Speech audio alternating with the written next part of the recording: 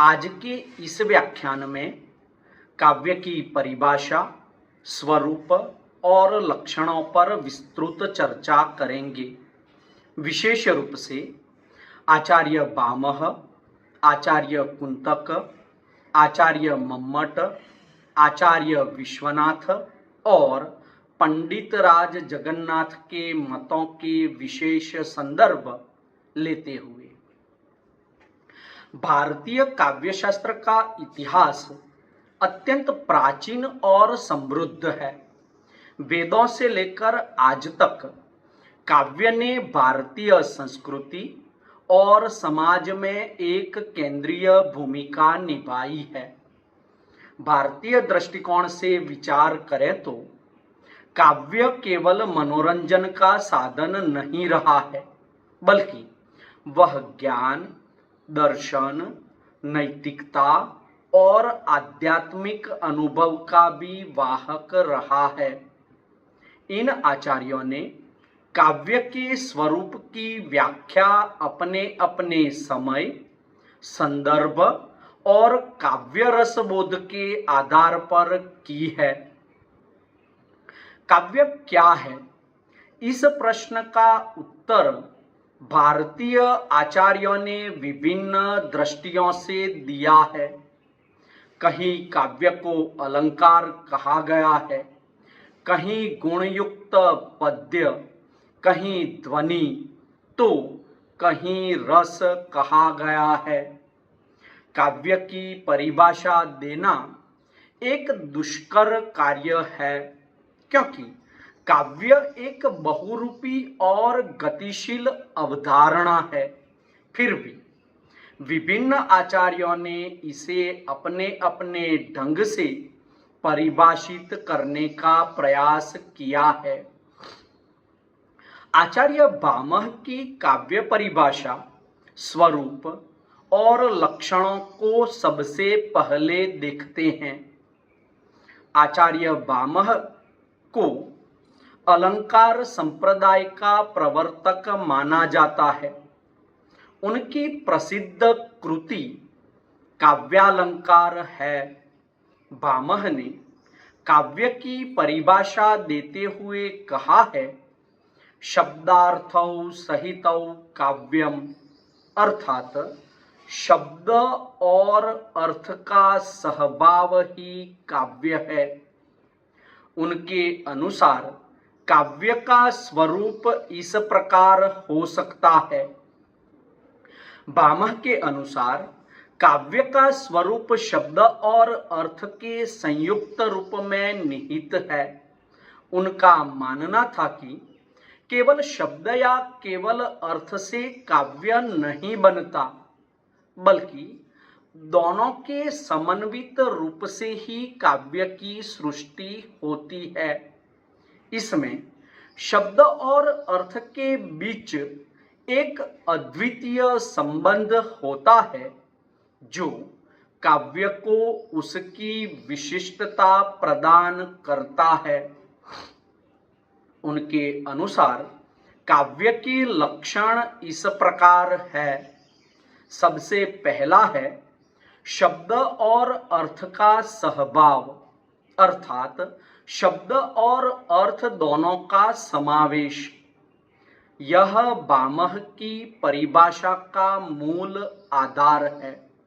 उनका मानना था कि काव्य में शब्द और अर्थ अविभाज्य रूप से जुड़े होते हैं। उन्होंने अलंकार की प्रधानता को माना है। भामह ने अलंकार को काव्य का प्राण माना है। उनके अनुसार काव्य में अलंकारों का प्रयोग अनिवार्य है, जो काव्य की शोभा बढ़ाते हैं। वक्रता, यद्यपि वक्रोक्ति संप्रदाय का पूर्ण विकास कुंतक ने किया, किंतु भामह ने भी शब्द और अर्थ में वक्रता अर्थात वैचित्र्य को काव्य के लिए आवश्यक माना है। दोषों का अभाव, भामह ने काव्य में दोषों के परिहार पर बल दिया। वे मानते थे कि दोषों से मुक्त काव्य ही उत्तम काव्य होता है। आइए अब आचार्य कुंतक की काव्य परिभाषा, स्वरूप और लक्षणों के विषय में देखते हैं। आचार्य कुंतक ने वक्रोक्ति जीवितम नामक ग्रंथ की रचना की और वक्रोक्ति संप्रदाय का प्रवर्तन किया। कुंतक ने काव्य की परिभाषा देते हुए कहा है कि वक्रोक्ति ही काव्य जीवितम, अर्थात वक्रोक्ति ही काव्य का जीवन है। कुंतक ने भामह के शब्दार्थों सहित काव्यम को स्वीकार करते हुए उसमें वक्रता को जोड़कर उसे और अधिक विशिष्ट बनाया। उनके द्वारा दी गई पूर्ण परिभाषा इस प्रकार है: शब्दार्थों सहित वक्र कवि व्यापार शालिनी बंदे व्यवस्थित काव्यम तद्वि आह्लादकारिणी, अर्थात शब्द और अर्थ से युक्त, वक्र कवि व्यापार से युक्त रचना जो सरदयों को आनंद प्रदान करे काव्य है। उनके अनुसार काव्य का स्वरूप इस प्रकार हो सकता है। कुंतक के अनुसार काव्य का स्वरूप वक्रोक्ति में निहित है। वक्रोक्ति का अर्थ है कथन की विशिष्ट भंगिमा। यह केवल शाब्दिक चमत्कार नहीं बल्कि कवि की असाधारण प्रतिभा का परिणाम है जो सामान्य कथन को विशिष्ट और कलात्मक बना देता है। उनके अनुसार काव्य के लक्षण इस प्रकार है: वक्रोक्ति की केंद्रीयता। कुंतक ने वक्रोक्ति काव्य का प्राण तत्व, अर्थात आचार्य कुंतक के लिए वक्रोक्ति काव्य का प्राण तत्व है। यह कवि के असाधारण कौशल को दर्शाता है और काव्य को सौंदर्य और प्रभाव प्रदान करता है। उनके अनुसार षड्विध वक्रोक्ति का भी महत्व है। कुंतक ने वक्रोक्ति के 6 प्रकार बताए हैं: वर्ण विन्यास वक्रता, पद पूर्वार्ध वक्रता, पद परार्ध वक्रता, वाक्य वक्रता, प्रकरण वक्रता और प्रबंध वक्रता। ये सभी प्रकार काव्य में भिन्न भिन्न स्तरों पर वैचित्र्य उत्पन्न करते हैं। सरदय को आनंद। कुंतक ने काव्य का प्रयोजन सरदय को आनंद प्रदान करना भी माना है। कवि व्यापार की विशिष्टता। काव्य कवि के विशिष्ट व्यापार अर्थात प्रतिभा का परिणाम है जो उसे सामान्य लेखन से अलग करता है। आइए अब आचार्य मम्मट की काव्य परिभाषा, स्वरूप और लक्षण के विषय में बात करते हैं। आचार्य मम्मट ने काव्य प्रकाश नामक ग्रंथ की रचना की। उन्होंने विभिन्न काव्य सिद्धांतों का समन्वय कर एक व्यापक परिभाषा प्रस्तुत की। मम्मट ने काव्य की परिभाषा देते हुए कहा है कि तद्दोषौ शब्दार्थौ सगुणावलंकृति पुनः क्वापि, अर्थात वे शब्द और अर्थ जो दोष रहित हों, गुण युक्त हों और कहीं कहीं अलंकार रहित भी हों, काव्य है। उनके अनुसार काव्य का स्वरूप इस प्रकार हो सकता है। मम्मट के अनुसार काव्य का स्वरूप दोष रहित शब्द और अर्थ में निहित है। उन्होंने गुण को काव्य का आवश्यक तत्व माना, जबकि अलंकार को कभी कभी गौण भी स्वीकार किया। उनका मानना था कि काव्य में रस, ध्वनि, गुण, अलंकार और रीति सभी का समुचित स्थान है और इन सभी का समन्वय ही उत्तम काव्य का निर्माण करता है। उनके अनुसार काव्य के लक्षण इस प्रकार है।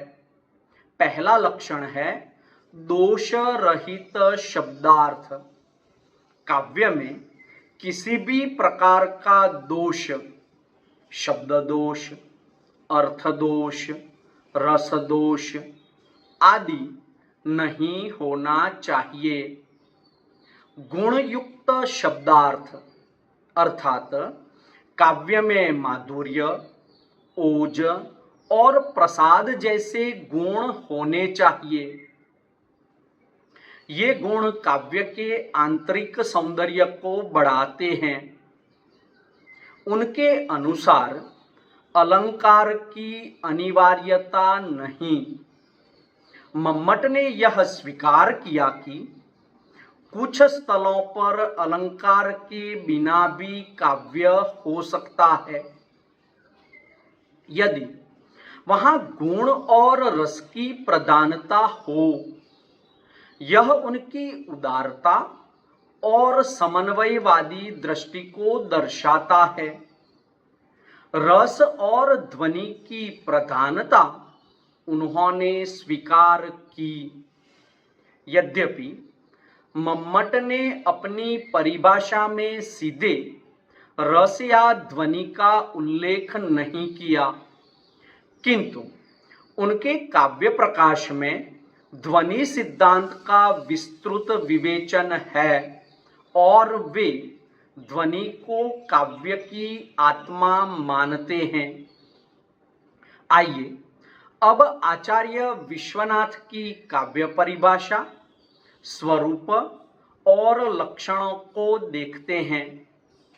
आचार्य विश्वनाथ ने साहित्य दर्पण नामक ग्रंथ की रचना की। वे रस सिद्धांत के प्रबल समर्थक थे और उन्होंने रस को काव्य की आत्मा के रूप में स्थापित किया। विश्वनाथ ने काव्य की परिभाषा देते हुए कहा, वाक्यम रसात्मकम काव्यम, अर्थात रसात्मक वाक्य ही काव्य है। उनके अनुसार काव्य का स्वरूप इस प्रकार हो सकता है। विश्वनाथ के अनुसार काव्य का मूल स्वरूप रस में निहित है। रस ही काव्य का प्राण तत्व है, जिसके बिना काव्य का अस्तित्व नहीं है। वे मानते थे कि काव्य का अंतिम उद्देश्य सहृदय को रसानुभूति कराना है और यह तभी संभव है जब काव्य में रस का संचार हो। उनके अनुसार काव्य के लक्षण इस प्रकार है। काव्य की आत्मा रस है। विश्वनाथ ने रस को काव्य की आत्मा घोषित किया। उनके अनुसार काव्य में रस की उपस्थिति अनिवार्य है। रसात्मकता की अनिवार्यता। जिस वाक्य में रस नहीं है वह काव्य नहीं है। रस ही काव्य को आनंददायक और प्रभावशाली बनाता है। गुण और अलंकार रस के सहायक है। विश्वनाथ ने गुण और अलंकार को रस का सहायक माना। उनके अनुसार ये तत्व रस की प्रतीति में सहायक होते हैं, न कि स्वयं साध्य।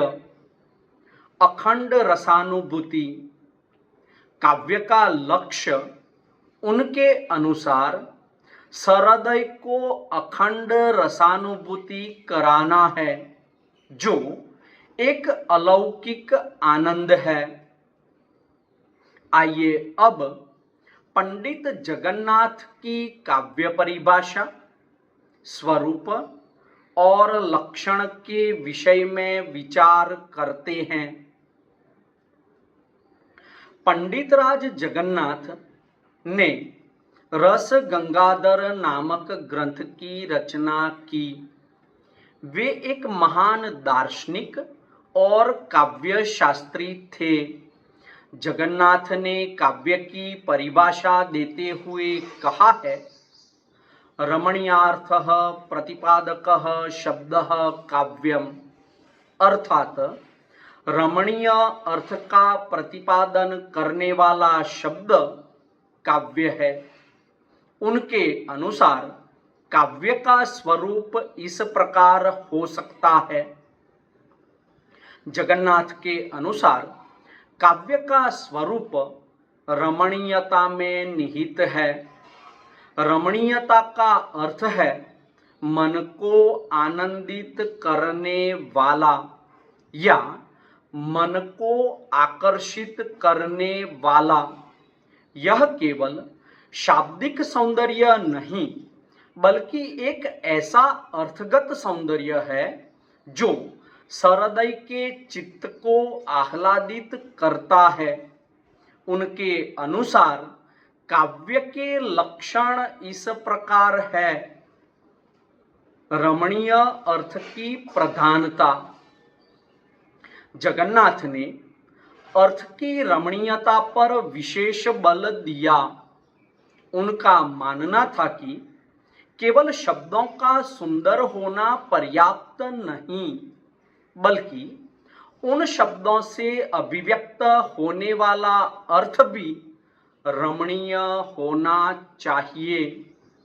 रमणीयता की व्यापकता, रमणीयता में रस, ध्वनि, अलंकार, गुण आदि सभी समाहित हो जाते हैं। जो भी अर्थ सहृदय के मन को आकर्षित करता है वह रमणीय है। यह एक व्यापक अवधारणा है जो विभिन्न काव्य तत्वों को अपने में समेट लेती है। काव्य का प्रयोजन, जगन्नाथ ने काव्य का प्रयोजन आनंद और कीर्ति दोनों को माना है। शब्द का महत्व, यद्यपि उन्होंने अर्थ की रमणीयता पर बल दिया, उन्होंने शब्द कहकर शब्द के महत्व को भी स्वीकार किया। रमणीय अर्थ की अभिव्यक्ति शब्दों के माध्यम से ही होती है। अब इन आचार्यों के मतों का तुलनात्मक अध्ययन भी कर लेते हैं। सबसे पहले समानताएं देखते हैं। सभी आचार्य शब्द और अर्थ के महत्व को स्वीकार करते हैं, भले ही उनकी प्राथमिकताएं भिन्न हों।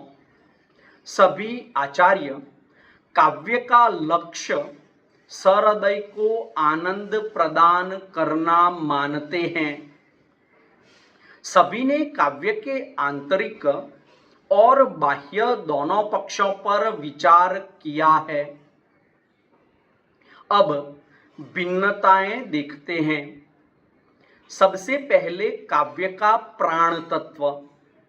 भामह ने अलंकार को, कुंतक ने वक्रोक्ति को, विश्वनाथ ने रस को और जगन्नाथ ने रमणीय अर्थ को काव्य का प्राण माना।